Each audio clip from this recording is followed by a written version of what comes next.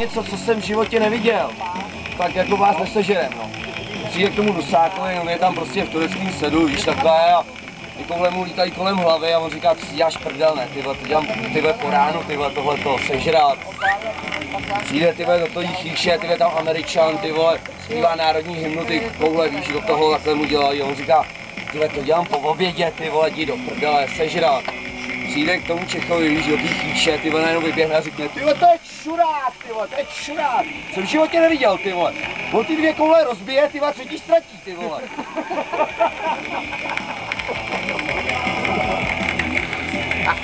To je stejně, jak přijde chlap do knajpy, pivo, sedne a drží hubu. Co je?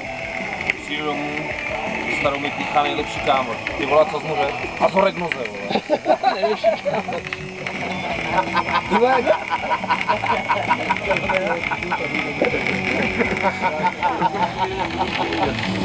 Jak to bylo tenkrát s tím